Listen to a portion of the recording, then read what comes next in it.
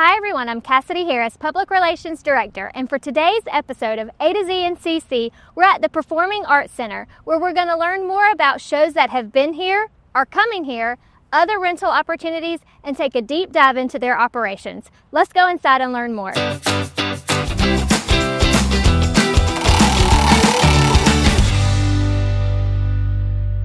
Joining me today is the General Manager for the Performing Arts Center, Josh Small, and we want to talk to you about this venue that's only 4 years old.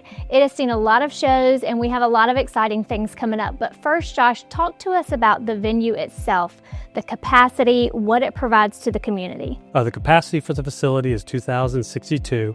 The venue has a state-of-the-art sound system and lighting system that were purchased at the beginning. And it's also designed acoustically to be able to do just about any performance we need, even up to a symphony without a band shell. So we have basically all the accommodations that you would need for a first-class facility.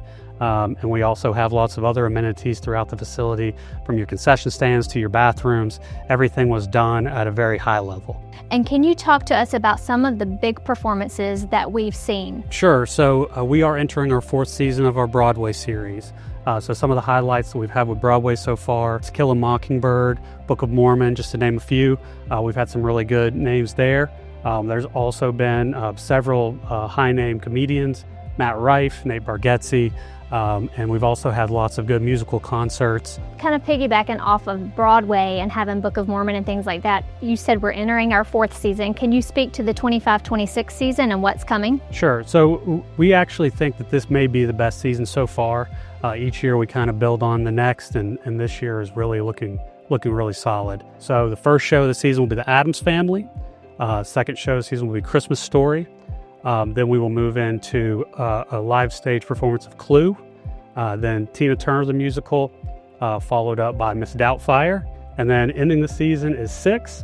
We have 3 shows of 6, so this will be the first show that we've had in the venue that is more than 2 shows. So we're very excited about the season so far this year. Currently, the entire package is what's on sale. So the only thing you can purchase is all 6 shows.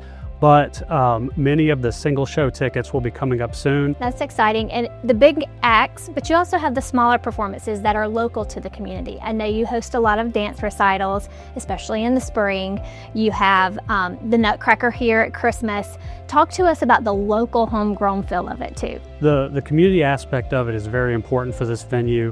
I think in the beginning the county wanted to make sure that it was affordable for some of the local groups to perform here. So we have several dance recitals. You alluded to the Nutcracker. Augusta Ballet has 3 different performances per year: the Nutcracker, Narnia, and then they also always rotate a fall performance. This year will be Cinderella. So we do really focus on the community events, and we want to make sure that we're able to fit as many of those in here as possible. We're going to be breaking ground soon for the support facility that'll be housed right beside. So can you speak to that and what it will help provide regarding storage and another event space? Yeah, absolutely. So something that has been a little bit lacking kind of as we've grown here at the Performing Arts Center is storage. As we've gone through and figured out the storage needs, we made sure that we built those plans into the support building as it was being designed. So a lot of that is going to really free up a lot of space for the back of house and our storage space. So it's going to be very critical to the operations of the PAC for the future. Also, the new space will provide some different rooms for more special event space in the future: banquets, corporate meetings, wedding receptions. It will really be a high-end meeting space for events in the future. I think if everything goes according to the timeline currently, we should be looking at the end of 26 for an opening. So you just recently acquired the Hardin Auditorium, which is inside the Evans Library, which provides a smaller space. Can you speak about that and what types of performances might be a better fit for something that's smaller size? We did recently acquire the Hardin Auditorium and all the classrooms that are associated with it for rental venues. So we are working in coordination with the library. There are still free events for the public that the library will schedule. So what we will be responsible for is any of the rental events. So far what I've seen, we're only a month into it, but I've seen a lot of comedy shows, a lot of like single instrument performances. There are also, a couple of different groups, Augusta Amusements, Broadway Singers of Augusta, some other different groups that have been historically using the Hardin, and they will continue to use it. So a lot of the performances that you may have seen in the past will still be coming, and then we are looking to add some more additional performances, just things that obviously will not fit in a space like the Performing Arts Center. We will be including those in the Hardin Auditorium. And you have a strong team that's a part of the Performing Arts Center and overseeing the rental venues. Can you talk to us about who all is on your team and what they're responsible for? Absolutely. So just reporting directly to me, we have a technical director, that's Rob Boggs. He handles all the aspects of any of the production in the facility. Josh Gardner is our operations manager. He handles all the event details, makes sure that the event stays clean and operational. And I also have an admin, Ann Millay, who reports to me. The other half of the house is Katie Kaysen. She's our assistant general manager. She is responsible for the box office, marketing, and also food and beverage. So within those different departments, Annalise Wilson is a food and beverage manager, and Olivia Chalmers is our box office manager. So that pretty much rounds out our staff. We are a small staff, but we have several other part-time staff that we depend on, especially when you look at an event. You may look, between 100 to 150 people just for a single day to make an event happen. So we're very fortunate to have a strong staff to support these events. Right, and speaking of helping make an event happen, do you have opportunities for people to volunteer and work the events? We do actually have a very large volunteer program that was started toward the end of 2022.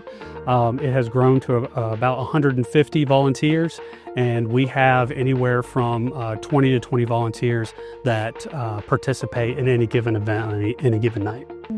If someone wanted to join that team, are you taking new ones? Should they reach out, or how does that work? Yeah, so we are currently evaluating for new volunteers.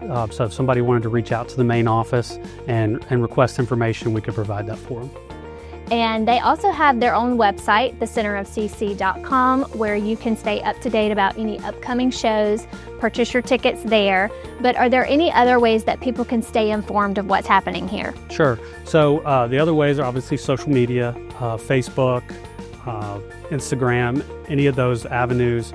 Also, a big thing to remember when purchasing tickets for any events is to make sure that you're either going through thecenterofcc.com or going to Ticketmaster.com. There's lots of other ways to purchase tickets, but we would not suggest any of those. Anytime you need tickets, make sure you go to any of our specific websites. The box office is open Tuesday through Friday from 9 to 5:30. We do have a newsletter that you can sign up for on the website.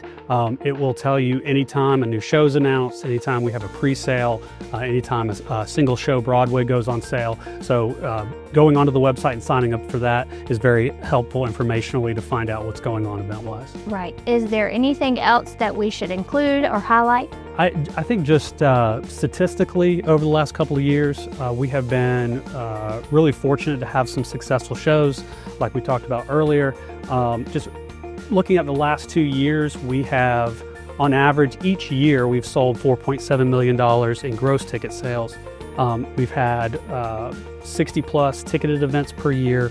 And we're averaging about 150 days a year of the venue being occupied in some fashion. So the venue has been very successful. The community has embraced it, and we've really seen everybody kind of take to this facility and participate in the events. Well, Josh, thank you for your time today. We appreciate you giving us an overview of the Performing Arts Center, the other rental opportunity that'll be coming online with the support facility and the Hardin Auditorium. If you have any questions, we encourage you to reach out to Josh and his staff. They'd be more than happy to assist you. And until next time, we'll see you then.